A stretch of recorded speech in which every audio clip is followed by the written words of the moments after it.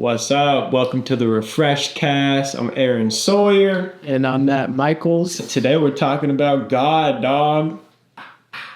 Let's talk about it, bro. Like, I feel like God is such a weighted word. It's such a heavily programmed word. So much so that a lot of people don't even like the word anymore. Yeah, because it resembles so much pain and control to them. So I kind of want to just give you the floor on some downloads you've gotten about God, the old and the new paradigms. Let's rock and roll. Yeah, so my original programming about God was from a Christian perspective. And you read the Old Testament and you have this angry, wrathful judge, right? Where he just slaughters people constantly, even his own people, right? He's just constantly slaughtering people. And then you have the New Testament and Yeshua's talking to everybody. He's like, if you've seen me, you've seen the Father. And he's like this love and light and like humility and just like hanging out with all the sinners. So basically he's telling you everything that you believe about God from this Old Testament is bullshit, right? Because if you've seen me, you've seen the Father. And that's not the God that we've been programmed with from the Old Testament. And so that makes me think about, like, he's talking to the Pharisees, right? Mm-hmm. And he's like, he calls them the seeds of Satan. So is it possible that the God of the Old Testament that we call Yahweh is actually the devil, right? It's pure narcissism. It's like, you do what I say or you die. There's no freedom of choice, there's no free will, which is really the biggest truth of this reality is freedom of choice, right? Nothing means anything if you don't have that freedom of choice. So I think a big part of why so many people are offended by God is because we think that it's like rules and stipulations and control, when in reality, I feel like what we call God is more of a system, right? There's a natural law in which we all live within these confines, like karma. What goes around comes around. You reap what you sow. Like, these are just laws within this universe that we live.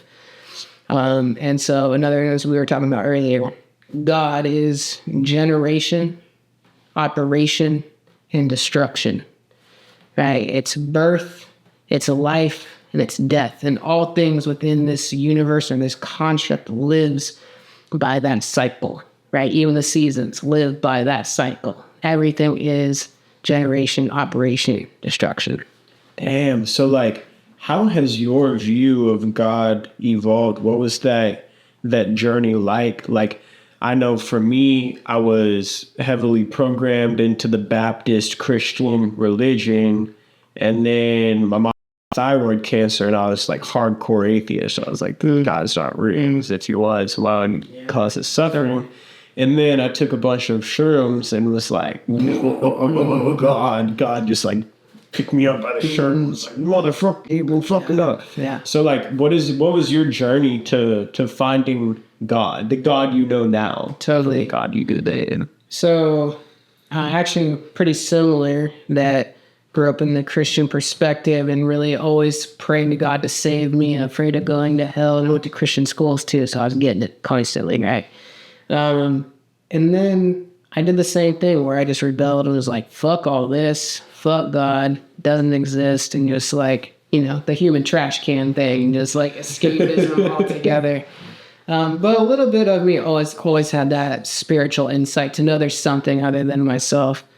But I think it was through my sobriety and through just seeking truth and seeing what the world really is, that there's obviously something. All of this is intelligently designed. It's like too intricately perfect on every level. And so that's where I decided that there has to be a God. And then it's like, whatever you perceive is true, right? So whatever you believe about God, I guess it's true. What shows up for you. Yeah, right? Yeah. So I started to build my own relationship with God. And I really like to call God spirit, because that's what gives life to all things, right? It's the fifth element. God, or spirit, is the fifth element that gives everything physical reality life. Okay. And honestly, like, I don't know how people even live life without a relationship with that energy or entity or whatever we want to call it, because it's the one thing that's always there for you in a state of unconditional love. It's always there for support. And some people always say that's weakness, right? You're leaning on something else. But whether you admit it to not or not, everyone is leaning on something. Like I've leaned on drugs, I've leaned on alcohol, sex, relationships, outside validation. But, like recently with the negative things that have happened in my life, if I couldn't retreat into just a time of solidarity and silence and being with the creator of everything and knowing like, okay, like it's for me. It's for me. All of this is for me. It's going to help me grow. And having the belief system that there is this entity or this creator being that does truly love me, who wants the best for me, like nothing feels better. Everybody wants that. Everyone wants to be loved, right? And so if you believe that you're loved, then you can be loved. And so it's really how you choose to perceive it, I think. Yeah, like I've found myself recently like realizing like, damn, I gotta put this work in to reconnect myself to God and thus my intuition. So like you believe like the intuition comes from God? I think that intuition is God. Like, so that your intuition is held in the gut, right? You feel it in the gut. The primary brain, we've talked about that before, right? It is the primary brain. And that's why they give us all those injections and the fake processed foods, because that separates us from that small, still voice, that voice of intuition. And I do think that is spirit kind of guiding you and telling you the way. And so the more that we destroy our bodies, the more disconnected we get from intuition and from that voice of love and wisdom. So God is low key in the gut. Because I felt that like I just kind of had this epiphany of how much I've been cutting off negative and positive emotions. Like I don't want to, I've just been kind of numbing myself out because my environment, I didn't want to think about how I didn't want to be there, And so now I just started asking that question, like, how do I feel? What is this? And I've been searching for that into that godly intuition of like, okay, give me a sign, but I'm realizing that you got to put in some legwork to have that direct connection, because I feel like when we're at our best, it's seamless, right? It's like that instant download. But like, okay, so God, we got generation, operation, destruction, right?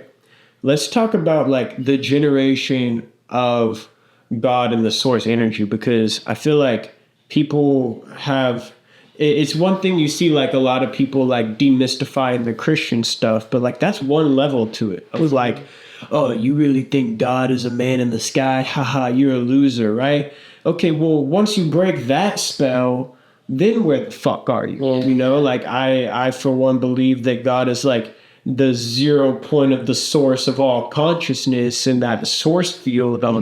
But I want to kind of give you the floor on how that godly source energy operates, how it connects to your energy body. Yeah, I like that question. So I think that God is the great masculine and the great feminine. So it's my belief that the earth is a Taurus field, right? Which is just this energy that comes to a place like this and it just constantly regenerates itself. It's living, it's dying, it's masculine, it's feminine. And that's what our aura is as well. So you kind of think about it like this. So if you unscramble the word earth, it's heart. Okay, so my perspective at this point is that this reality that we're living in is the heart of God, and the universe itself is the divine. The divine is universe, and it is like a physical, spiritual entity, and we are the heart. And if you kind of think about the chakra system of the human body, the heart chakra is green, the earth is green, and then the sky is blue, and that's the throat chakra. And then you have the lymphatic system, which is like the oceans, and it's just like we can break this down. And then you have the undesirables or the entities from the eighth sphere in the belly. The underbelly. The underbelly. Yeah. That's the lower parts of our shit. Right? Like what is the root chakra is fear, right? It's survival. And that's where those lower vibrational energies stay. And it's the same as the earth, essentially. So thinking of that as we are the heart of God. Every human is a cell or self of God. So just like the human body is made of 100 trillion cells, that's 100 trillion conscious living entities of selves that live, breathe, and create waste. So each one of us is a universe in itself, essentially, as well. So, and again, your perspective of God, like if your cells of your body were just like conscious entities, and they are, how do they feel about you as God? Like, how are you governing?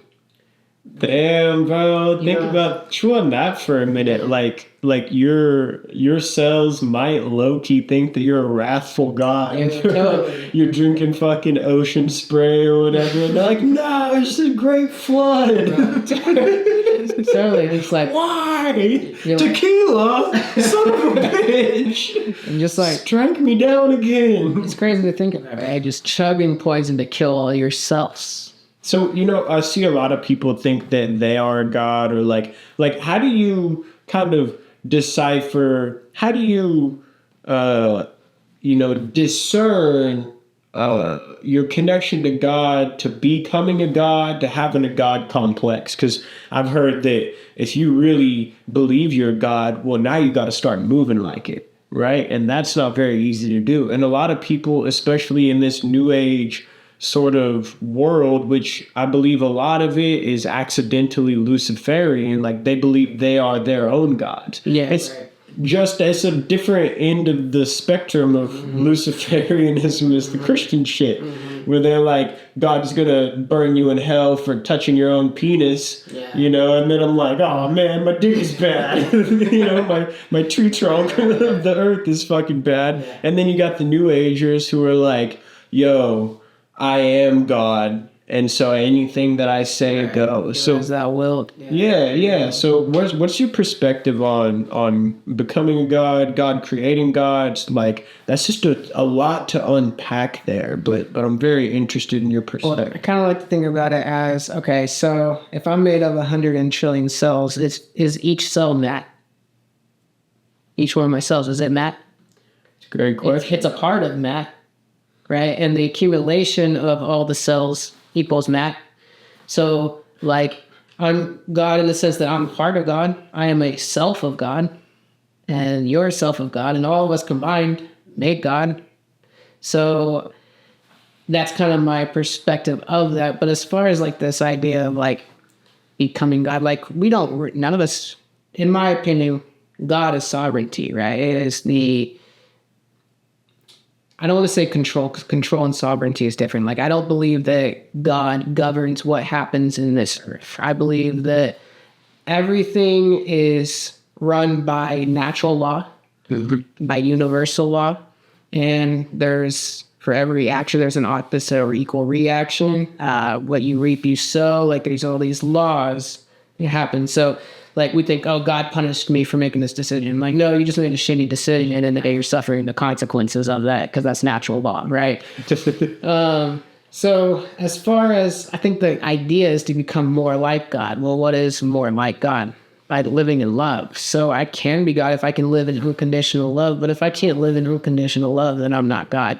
Like, I think that a lot of people that are talking about, oh, we are gods, I guess lowercase g, in the sense that we are creators, right? We can take something out of nothing, just like God can. We can speak things into existence along with taking some right action alongside of it. So we are creators, but we can also be destroyers, and we can also be evil.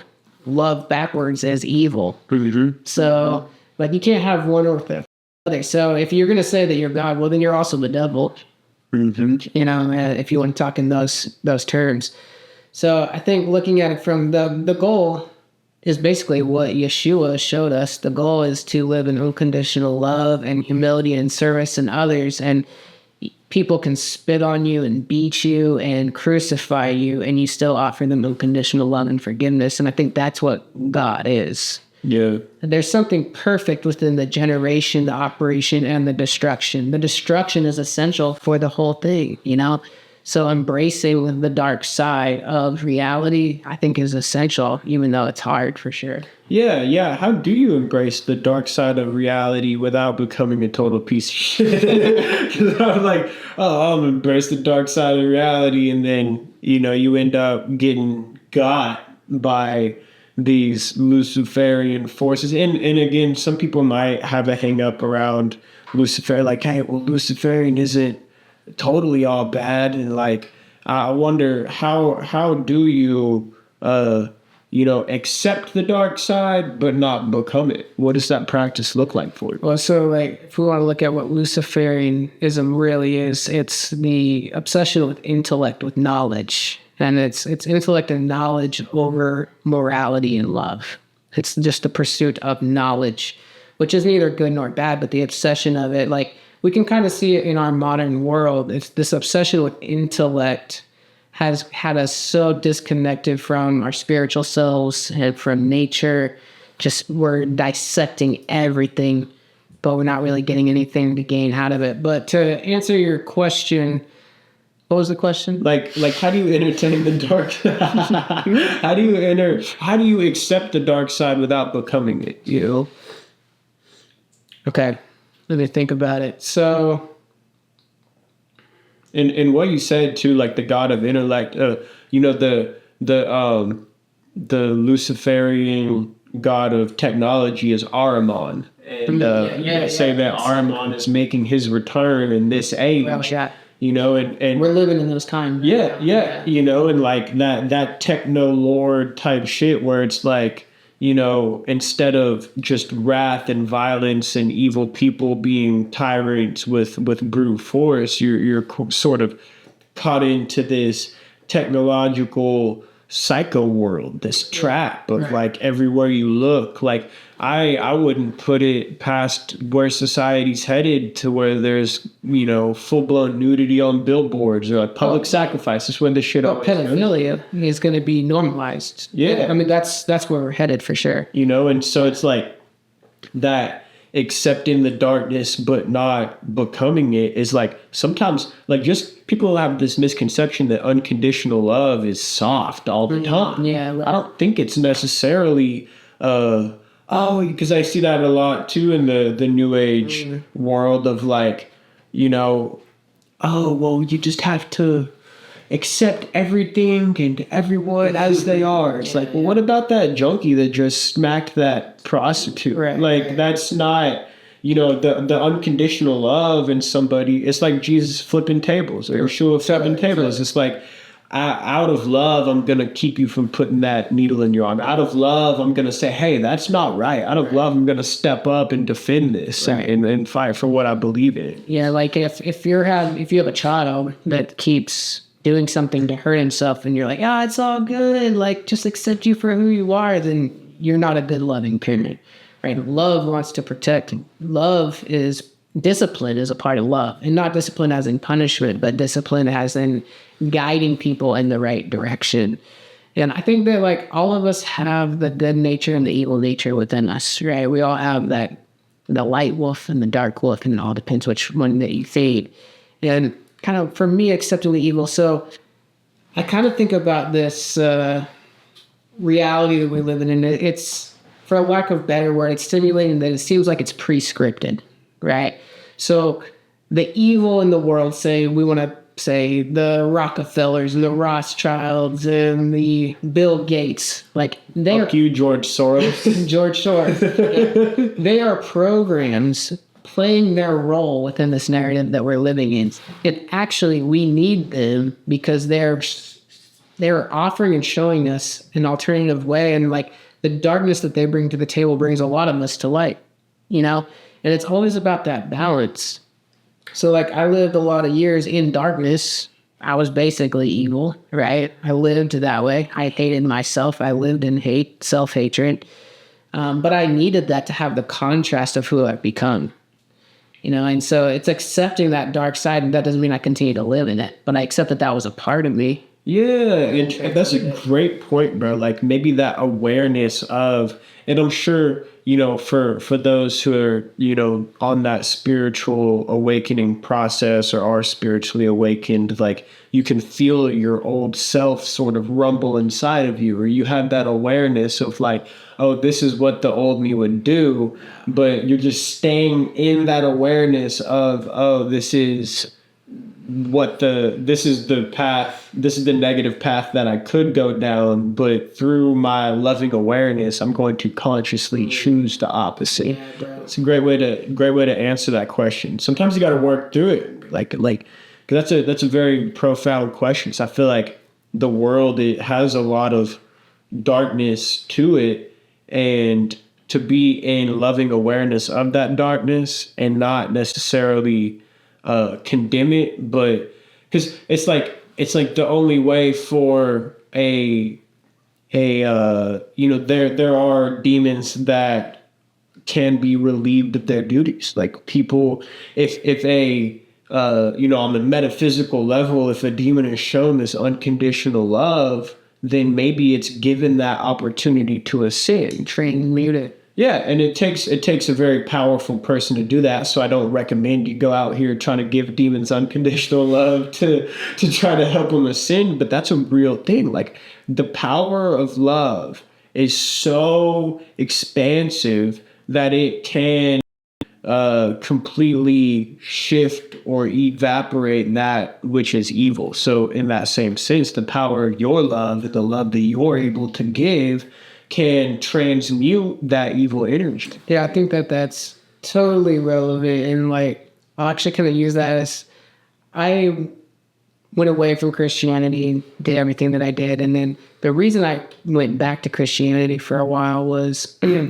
after I got sober and I started my detox journey and my healing journey, I met up with this pastor, and a group of them started praying over me, right?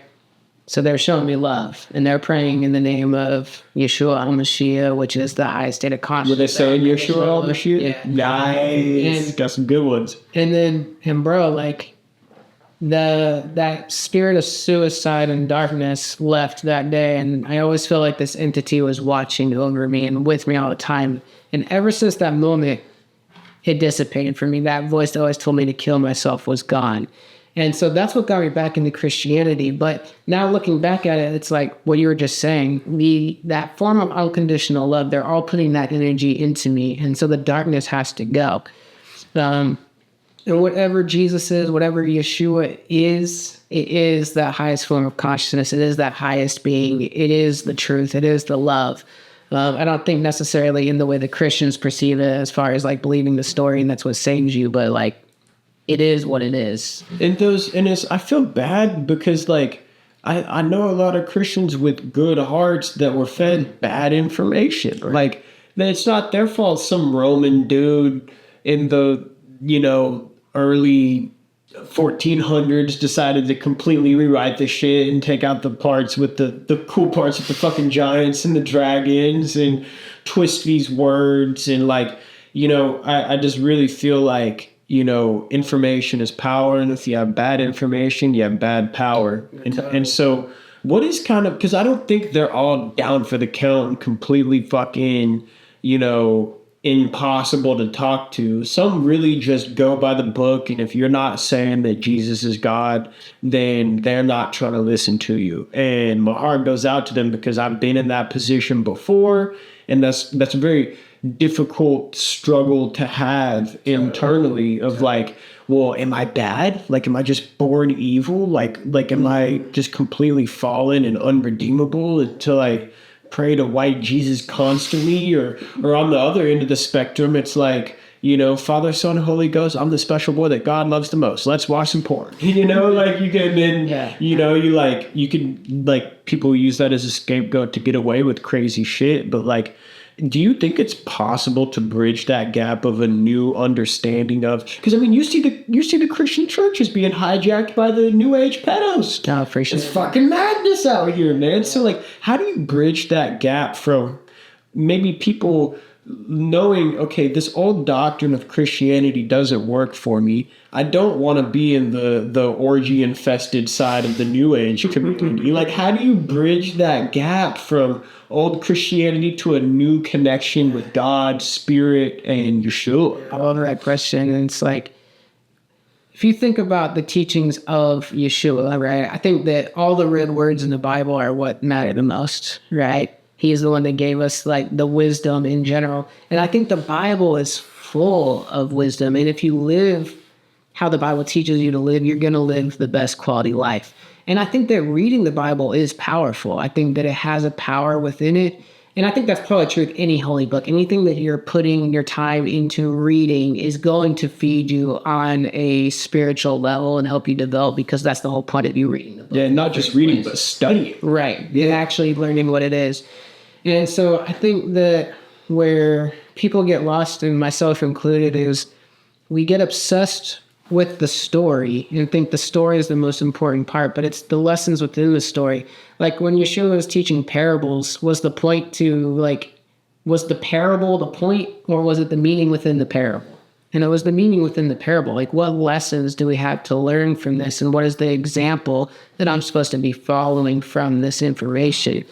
And I was friends with a pastor for a while, at least Ariel time. And here's a pastor, so he went through seminary. And seminary just kind of like, if you go get a doctorate, you just kind of end up stupid. That's just my opinion. Like, you're just more and more brainwashed. You're unable to think for yourself. And it's the same thing when you go into seminary. They tell you how to perceive the scriptures and the Bible and what's true and what's not. And they end up in these arguments like, are you supposed to baptize this way? You're supposed to baptize this way. You're supposed to take communion this way. You're supposed to take communion this way. Who gives a fuck? Who gives a fuck? You're getting caught up in the doctrine rather than the underlying message. Yeah, it was all dogma. Who gives a fuck? I can guarantee you Spirit does not give a fuck how you do any of the above. It's the intentions of the heart. And like, if you're out here claiming Christianity and that you love God, but you're passing all this judgment and telling people they're going to hell when you don't know any of the stories, you don't know the intentions of the heart of the individual. And that's why only God can judge, because only God knows the intentions of the heart of the individual. And so I think just getting back to living the example that Yeshua displayed for us, and that's the bridge. And I would think that's true of any religious belief system. What is it? It's about becoming love. It's about getting connected with God and living in a state of love and morality and caring for others. And that's it. And who cares about the dogma? Do you have any final closing statements on God and the God energy and how people can connect with that and create a new relationship with God, so it's not this evil, fucking destructive, shameful entity? Like, I think that mostly I would just encourage people to deconstruct whatever that negative perspective is of God and really commit to some spiritual practice in connecting with it, because there's so much to gain from that. Honestly, I don't know how I would have made it from just chronically sick and depressed and anxious without the spiritual development and that connection with God. And it's just really, I lost track of what I was saying. So Dude, he's talking about God. I started looking about other gods. He said chronically sick and anxious. Where were we again? I'll just start over. So I think overall what I would do is just encourage people to really deconstruct the negative perspective of God and really spend some time seeking after what is your perspective of God. Who is God to you? And taking the time to be in silence, to meditate. I would say even reading other spiritual texts, read the Bible, read the Quran, read all the Buddhist scriptures, and actually see what they have to offer you. And I think it's pretty interesting when you do that. There's more in common than there is different overall. And what are those underlining truths and how do they apply to you in your life? And I just don't think that I could have made it from chronically sick, chronically depressed, chronically anxious to where I am now without this connection to Spirit. And really, like, since I have quit my job and gone after creating my own business and the entrepreneurship full time, it's been these huge ups, these huge downs, so much fear, so much anxiety. And if I didn't have my relationship with Spirit to ground me and bring me back, and I didn't believe that there is this unconditional source of love that really wants the best for me, and even the bad things are helping me to become who I want to be so that I can achieve what I want to achieve, it's all working out for me. Whatever the devil meant for evil, that God uses for good from a Christian perspective. I think that that's just so crucial, and it makes life so much more meaningful and purposeful. And it's a beautiful thing. You know, I think I was saying that, you know, earlier you said you can only know as much light as you do darkness, right? And I don't want that to be a message for people to, you know, feel like they have to dive into the darkness to see that light. Because trust me, that darkness is going to find you no matter what. But it's also that, like, there was a certain level, a certain stage in my spiritual awakening process where I had to intellectually understand how evil operates so that I could do the opposite. Because a lot of people, I feel like, are very trusting and naive to the point where they will let Big Pharma inject their kid with, you know, nanotechnology because they're so loving and trusting, and it's fear, not intuition. Totally. You know, to the point where they don't understand, like, if you understood how evil operated, you would understand it's consent based and it has to get you to choose evil, right? Yeah. God is always, like, you know, and it's so funny, like, the word God is so fucking loaded, bro. Like, that's why me and my wife, we don't say amen, because I feel like that's like the sun god, Amun Ra. Right. Not that I don't fuck with Amun Ra, I just, you know, we just say aho. Aho, great spirit. Like, you know, that aspect of, I had to start calling it great spirit because my idea of God, which I'm comfortable saying it now, but it can feel so loading for people. And that's what I call spirit too. And like, I have a hard time saying Jesus because that just seems like fringy, like Western American church. And I'm just like, but Yeshua feels better to me. That feels authentic. That feels real. It is weird how these words have different belief systems attached to them from our construct. And yeah, how many people just feel disgusted when they hear the word God or Jesus? Crazy, man. And like that awareness, you can be aware of the darkness, and that will take you, you'll feel that pain, you'll feel the grief of humanity, like, and that'll take you to that equal amount of light. So you feel like, oh well, man, I gotta go pay my dues and fucking get dark for a little bit before I get light. But most people, that's a natural ebb and flow, and just recognize wherever you're at in that journey, that is you balancing the great masculine and the great feminine within you. Yeah, totally, man. It really is all about that balance, and it will balance itself out. And yeah, you don't have to seek out the darkness because the trials, the tribulations will come, and it's for you. It's for your growth and your process. All right, well, the Refresh Cast, go get godly, bro.